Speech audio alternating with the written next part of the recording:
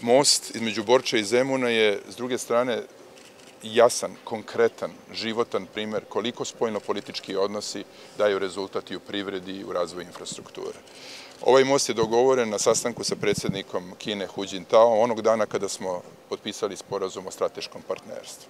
I zajednički smo zaključili da je potrebno da imamo neki konkretan dokaz strateškog partnerstva. Ja vas podsjećam da u tom trenutku u našoj javnosti bilo mnogo zluradih poruka zašto Srbija stvara strateško partnerstvo sa tako moćnom zemljom Kinom. Pa evo zbog ovoga.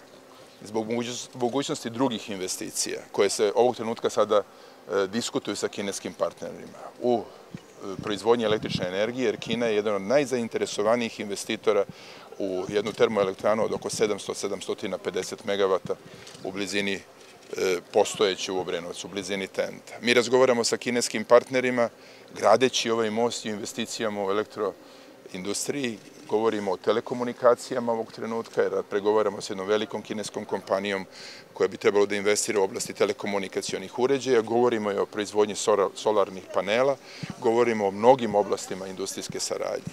I zbog toga spoljna politika, otvorenost Srbije prema svetu, kreiranje, stvaranje strateških partnerstava sa mnogim zemljama sveta donosi konkretnu dobit ljudima. Dragan Đilas je veoma dobro objasnio i građanima Beograda i našoj javnosti koliko je ovakav projekat, infrastrukturni projekat važan za razvoj grada i otvara nove mogućnosti i u građevinskom sektoru, u trgovini, u saobraćaju za naš glavni grad. Istovremeno, svaki projekat u glavnom gradu, ovo je sada poruka za građane Srbije, je u stvari investicija za čitavu Srbiju. I svi oni koji pokušavaju da stvore jedan antagonizam između Beograda i drugih delova Srbije veoma greše, jer Beograd je bio na neki način u infrastrukturnom smislu, u saobraćajnom smislu tromb u sistemu. On je prestao da bude tromb u sistemu saobraćaja Srbije onog trenutka kada smo pre nekoliko godina krenuli sa razvojem infrastrukture u ovome gradu. Taj posao je na sebe preuzeo Dragan Đilas i odradio ga je odlično do današnjeg dana. Razvoj Beograda podrazumeva razvoj Srbije. Počinjemo radove na Ibarskoj magistrali. Paralelno sa time završava se projekat dela autoputa od Beograda prema Obrenovcu, Obrenovca prema Ljigu, od Ljiga prema Preljini, pa potom od Preljine prema Požegi i dalje prema Višegradu i prema Pešteru i od Preljine prema Kraljevu, prema Vrnjačkoj banji, Kruševcu i prema Pojatama. Kada završimo obilaznicu kod Beograda, praktično se omogućava funkcionisanje čitave autoputne mreže kod Srbije u punoj meri. Ovde je najteži problem, najveći tromb i kogod da proizvodi u Kraljevu, u Kruševcu, u Vranju, u bilo kom mestu u Srbiji ima problem transporta robe zato što je zagušenje kroz Beograd. I izgradnja infrastrukture u Beogradu je doprinos potencijalu investicije na svakom mestu u Srbiji.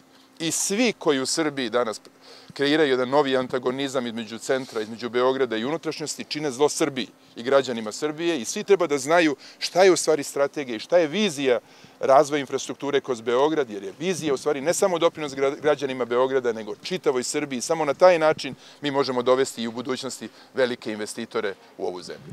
Nismo samo išli prema Evropskoj uniji svih ovih godina, nego smo stvari u suštini produbljivali naše odnose i sa Rusijom. Posledica toga jeste sporazum o zajedničkoj saradnji u oblasti naftne industrije. Mi danas imamo zajedničku operaciju sa Gazprom Njeftom i to je jako važno reći, ali ne samo u Srbiji, već operacije imamo sada u čitavom regionu. Tako što Srbija širi svoj uticaj i koristi multinacionalne kompanije za proširenje svog ekonomskog uticaja. Sa Kinom gradimo ovaj most, Borča-Zemun.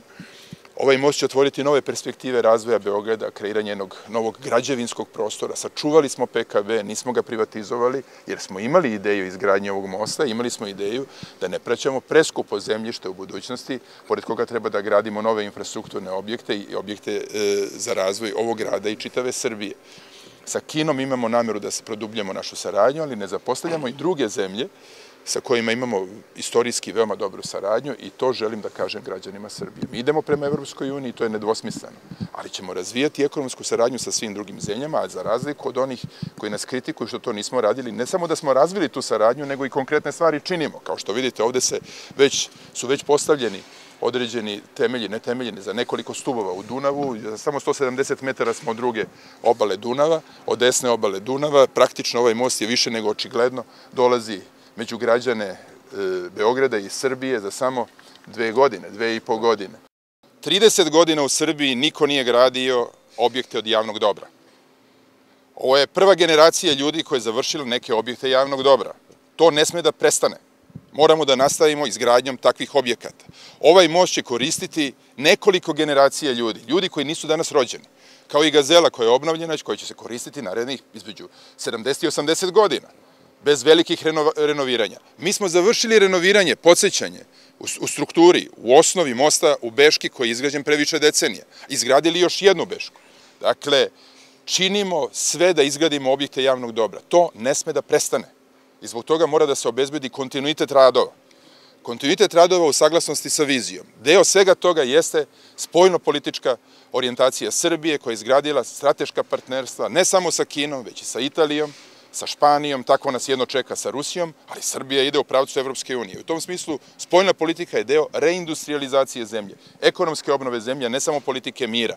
I na kraju sve ovo činimo u jednoj politici pomirenja i zato gradimo mostove. Zato pravimo nove mostove, jer mostovi su u stvari najbolji i materijalni dokaz politike mira i nastavit ćemo sa time i ovo ne sme da stane. Dragan Đilas i ja radimo kao tim, imamo tim ljudi koji rade zajedno sa nama, tu je i Saša, tu su i mnogi drugi ljudi, i u vladi Republike Srbije. Neki ljudi će nastaviti da rade u vladi Republike Srbije, neki neće. Formirat ćemo jednu novu vladu koja će odgovarati na nove izazove. U gradu Beogradu imat ćemo kontinuitet započetog, jer imamo, po našem dubokom uverenju, jednu jako dobru, ostvarivu i za građane vrlo korisnu viziju, koja na kraju obezbeđuje njima radna mesta i prosperitet i život u jednom mnogo mirnijem okruženju nego što je bilo 90. godina. Sve što je u skladu sa međunarodnim pravom, u skladu je sa zakonima Republike Srbije. Srbija će biti zemlja kao i svaka druga normalna zemlja koja će poštovati međunarodne standarde. Supremacija međunarodnog prava u odnosu na domaće je pretpostavka da budete članica Ujedinjenih nacija. Ako nećemo da budemo članica Ujedinjenih nacija, onda to treba kažemo građanima, da prekinemo da poštujemo međunarodno pravo i da se vratimo u 90. godine svom snagom. Pošto sam siguran da građani to neće i hoće da žive u miru, mi ćemo poštovati međunarodno pravo. Ako nam međunarodna zajednica kaže da rezolucija 1244, koja je osnov naše odbrane suvereniteta nad Kosovom i Metohiji, podrazumeva da međunarodne institucije, pre svega UNMIK, jesu zaduženi za organizaciju izbora na teritoriji naše pokrajine Kosovo i Metohija, mi to poštujemo, jer u suprotnom prekršili bismo rezoluciju 1244. Svi koji kažu suprotno ne govore istinu i bave se lažnim patriotizmom. I tu nemam više šta da dodam. Ali mi nećemo odustati od našeg prava organizovanja izbora u skladu sa međunarodnim pravom.